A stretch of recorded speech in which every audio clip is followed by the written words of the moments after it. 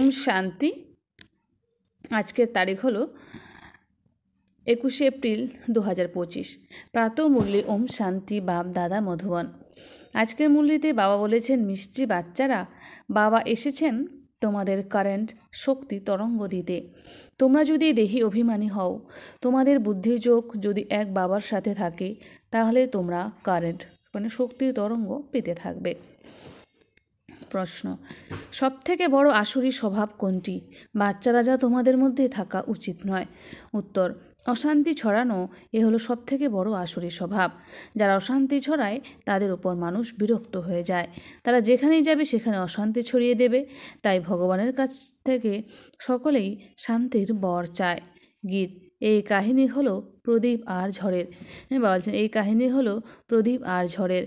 ওম শান্তি। মিষ্টি মিষ্টি হারানিধি বাচ্চারা এই গানের লাইন শুনেছে। এই গান তো ভক্তিমার্গের, তারপর তাকে জ্ঞানে পরিবর্তন করা হয়, আর কেউ এর পরিবর্তন করতে পারে না। তোমাদের মধ্যেও কেউ কেউ পুরুষার্থের নম্বর অনুসারে জানতে পারে প্রদীপ কি আর ঝড় কি। বাচ্চারা জানে যে আত্মার জ্যোতি নিভে গেছে। বাবা এখন এসেছেন সে জ্যোতি জাগ্রত করার জন্য। কেউ মারা গেলেও প্রদীপ জ্বালানো হয়। সে প্রদীপ খুব সাবধানে রাখা হয়। মানুষ মনে করে প্রদীপ যদি কোনোভাবে নিভে যায় তাহলে আত্মাকে অন্ধকারের মধ্যে দিয়ে যেতে হবে। তাই মানুষ প্রদীপ জ্বালায়। এখন সত্যযুগে তো এই কথা থাকে না। ওখানে তো সবাই আলোতে থাকবে। ওখানে তো খিদে থাকে না। খুব ভালো খাবার ওখানে পাওয়া যায়। এখানে হলো ঘোর অন্ধকার। এ তো ছিছি দুনিয়া, তাই না? সকল আত্মার জ্যোতি নিভে গেছে। সব থেকে বেশি জ্যোতি তোমাদের নিভে গেছে। তোমাদের জন্যই বিশেষ করে বাবা আসেন।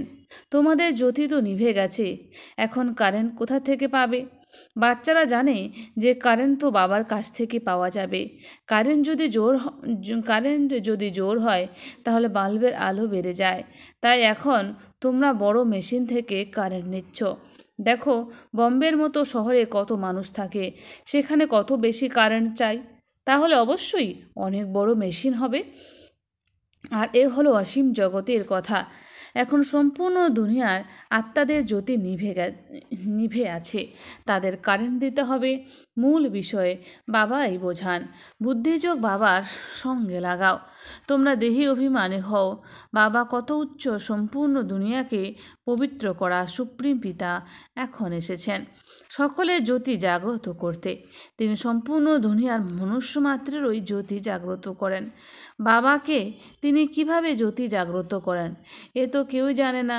তাকে জ্যোতি স্বরূপ বলা হয়। মানুষ আবার তাকে সর্বব্যাপীও বলে দেয়। সে জ্যোতি স্বরূপ মানুষ ডাকে, কেননা সকলের জ্যোতি নিভে গেছে। অখণ্ড জ্যোতির সাক্ষাৎকারও হয়। এমন দেখায় যে অর্জুন বলেছিল, আমি এই তেজ সহ্য করতে পারছি না, এ অনেক কারেন্ট। তাই এ বিষয়কে তোমরা বাচ্চারে বুঝতে পারো।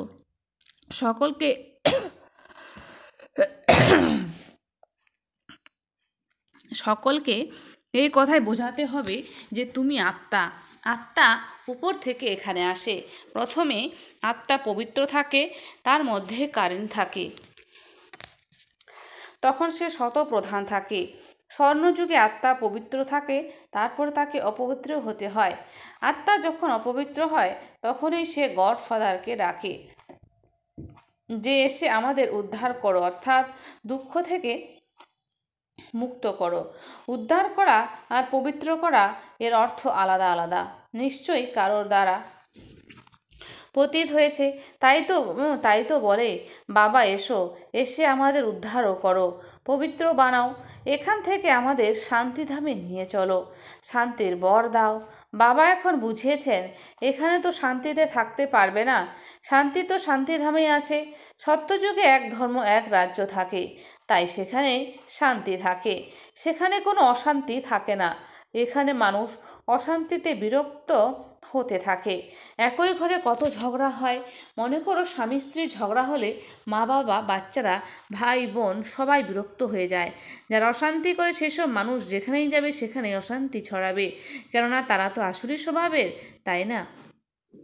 তোমরা এখন জানো যে সত্যযুগ হলো সুখধাম, সেখানে সুখ আর শান্তি দুই থাকে, আর ওখানে অর্থাৎ পরমধামে তো কেবল শান্তি, তাকে বলা হয় সুইট সাইলেন্স হোম। মুক্তিধামের মানুষের কেবল এই কথাই বোঝাতে হয় যে তোমরা মুক্তি চাইলে বাবাকে স্মরণ করো।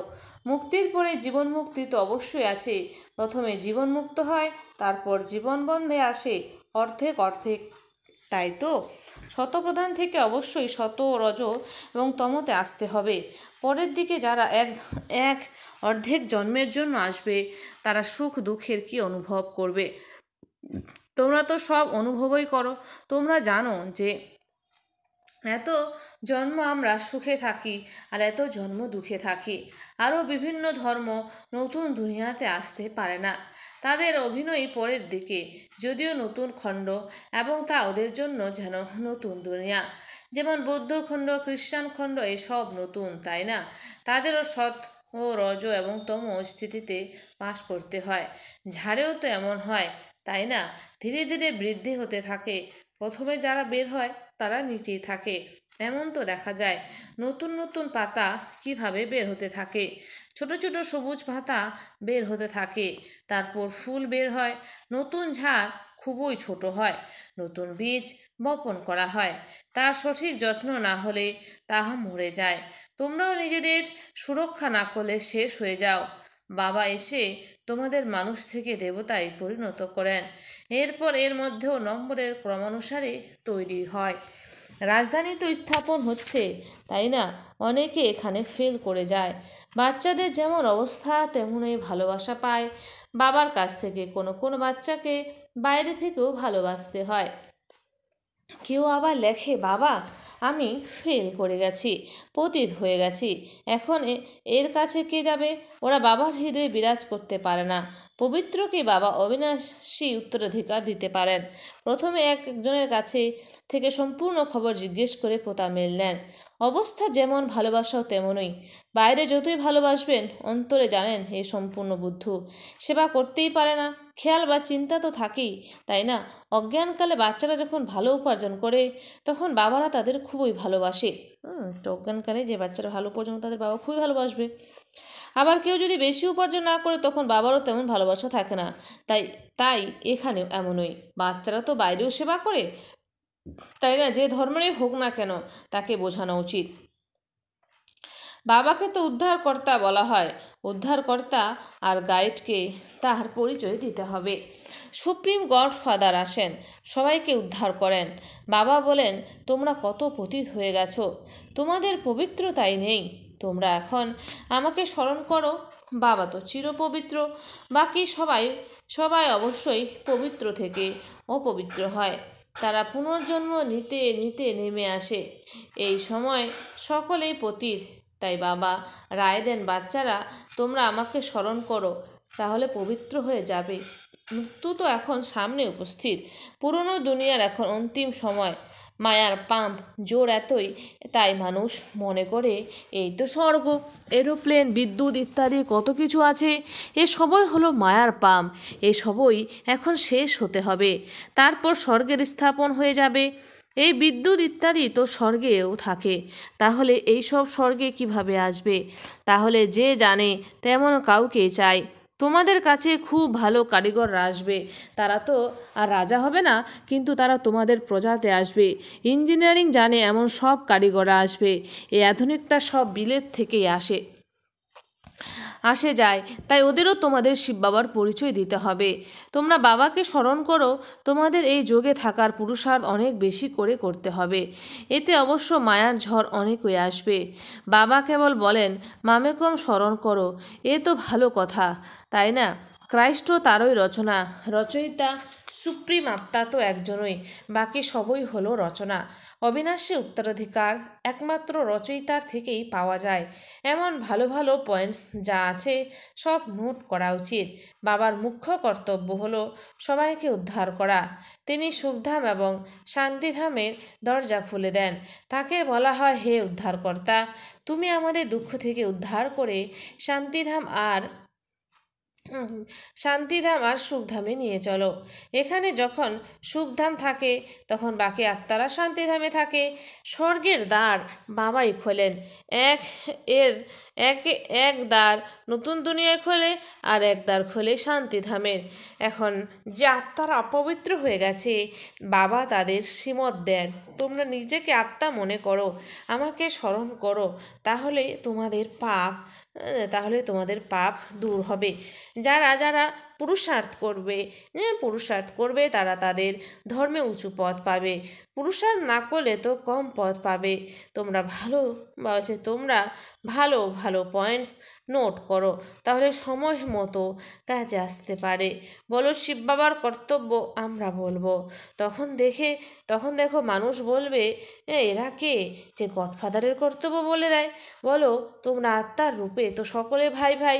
এরপর প্রজাপিতা ব্রহ্মার দ্বারা রচনা রচিত হয়, তখন ভাই বোন হয়। গডফাদার যাকে উদ্ধারকারী গাইড বলা হয়, তার কর্তব্য আমরা আপনাদের বলছি। আমাদের অবশ্যই গডফাদার বলেছেন, তাই আমরা আপনাদের বলছি। সন্তানরা বাবাকে দর্শায়, এও তোমাদের বোঝানো উচিত। আত্মা সম্পূর্ণ একটি ছোট তারা। এই চোখের দ্বারা আত্মাকে দেখা যায় না, দিব্যদৃষ্টির দ্বারা সাক্ষাৎকার হতে থাকে। আত্মা তো বিন্দু, তাকে দেখলে কি আর লাভ হবে?